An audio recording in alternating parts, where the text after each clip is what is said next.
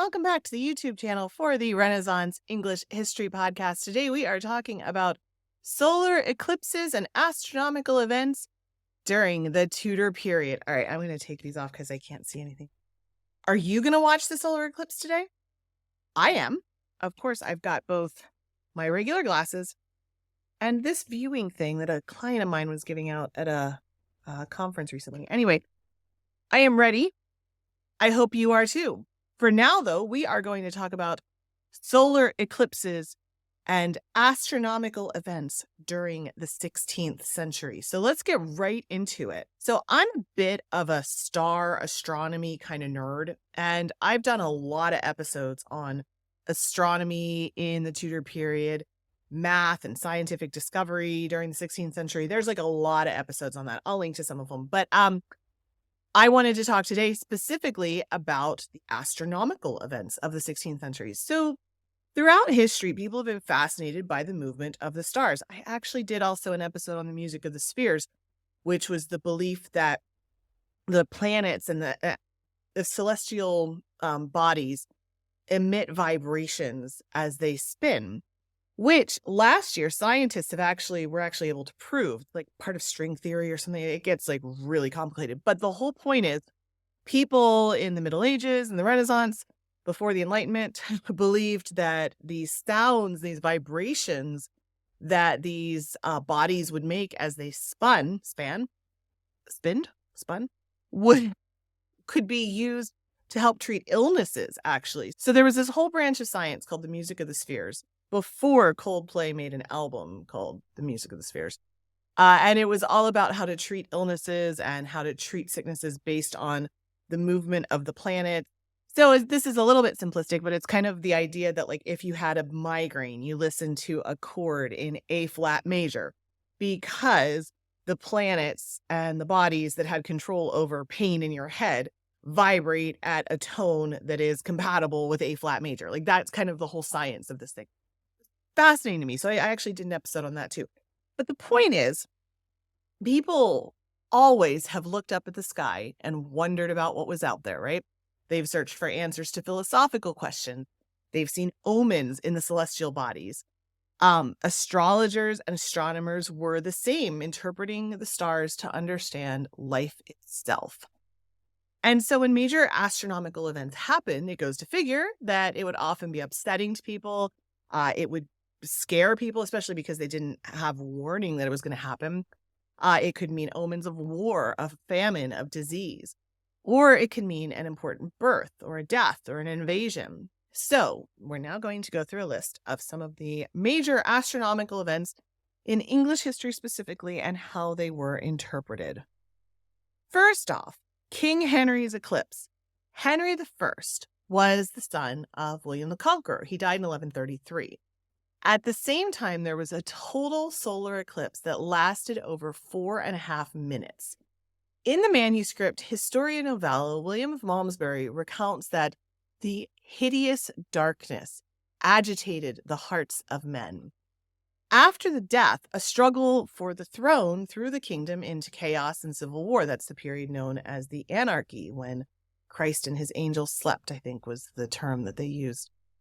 So this would be the period where Matilda fought for her right to the throne against her cousin Stephen, leaving a really sour taste in the mouths of Englishmen over women rulers that would last for another 400 years. Matilda's experience would actually affect, of course, Henry VIII and his quest for a male heir 4 centuries later. In the Anglo-Saxon Chronicle, there's also a passage that recounts this eclipse. In this year, King Henry went overseas at Lammas. And the second day, as he lay and slept on the ship, the day darkened over all lands, and the sun became as if it were a 3-night-old moon, and the stars about it at midday. Men were greatly wonder-stricken and were affrighted, and said that a great thing should come thereafter. So it did, for the same year the king died on the following day after St. Andrew's Mass Day, December 2nd, in Normandy. Just a few years later, William of Malmesbury would record another eclipse on March 20th, 1140. Malmesbury thought that this foretold King Stephen's capture in the Battle of Lincoln of 1141. Then in 1433, let's go to Scotland. There was the Black Hour, one of the most celebrated eclipses of the Middle Ages. It plunged Scotland, even down to some of Yorkshire, into total darkness.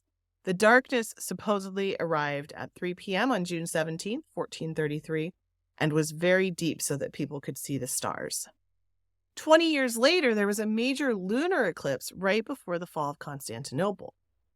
In 324, Roman Emperor Constantine moved the capital of his new realm to ancient Byzantium, and he renamed it Constantinople. This new capital survived the fall of Rome and ruled the eastern Mediterranean and the Black Sea region for more than 1,000 years. The Roman government remained strong in this region even after it fell in Europe. The Ottoman Turks first laid siege to the city on April 5th, 1453. On May 22nd, there was a lunar eclipse viewable from Africa, Asia, and Europe. Supposedly, the moon stayed in a crescent shape, the sign of Islam, for several hours. Both the Christian inhabitants of the city and the besieging army saw this as an omen. Several days later, there was a thick fog around the city, which was unheard of at that time of year. Chroniclers believed it was the Holy Spirit leaving the city, and Constantinople finally fell on May 29th. Now let's go back to England. 30 years later, on March 16th, 1485, there was an eclipse in London right after Richard III's wife, Anne Neville, died. Many of Henry Tudor's supporters saw this as a bad omen for the Yorkist cause, and it encouraged them in their invasion plans. Speaking of bad omens, last week I was absent. If any of you wondered why I didn't post any new content, I had this confluence of events happening to make the whole week just be the week from hell. I got food poisoning on top of a fever and a cough that my daughter also had. She didn't have the food poisoning. I had poisoning.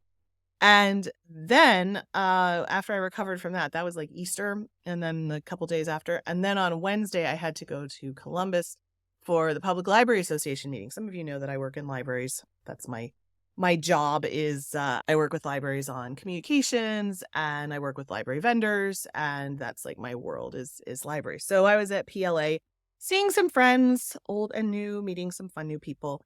So that was fun. But this relates to my shop because while I was out traveling about being sick and trying not to infect everybody around me, I wore some new sneakers that I just gotten from my shop. So these are brand new at tudorfair.com. And you can see they're branded the Renaissance English History Podcast. I love it. They are really nice sneakers. I wore them all through the airport, all while I was setting up my booth and all of that. And they have this beautiful pattern on that is a castle. Just a piece of my hair. That is a castle with some beautiful spring flowers. So if you want to be festive and springy with your workout gear, why not hop over to tudorfair.com and get these sneakers? There's two of them, actually. They aren't just one. They are super cool, super comfortable. You can see the sole. They're really lightweight as well. And I just love that they have my little logo in there. And they have such a pretty pattern. So tudorfair.com to get these super cool sneakers. All right. So let's talk about our final astronomical event. In 1572, the Danish astronomer Tycho Brahe identified a bright new star in the constellation of Cassiopeia. This star was even brighter than Venus. It appeared to everybody that it was a newly formed star, but then it faded after several months, which seriously confused the astronomers of Renaissance Europe.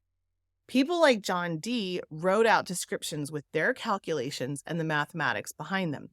Even Queen Elizabeth summoned the mathematician and astrologer Thomas Allen to have his advice about the new star that appeared in Cassiopeia, to which he gave his judgment very learnedly, according to the antiquarian John Aubrey. Turns out they weren't looking at a star at all, but a supernova.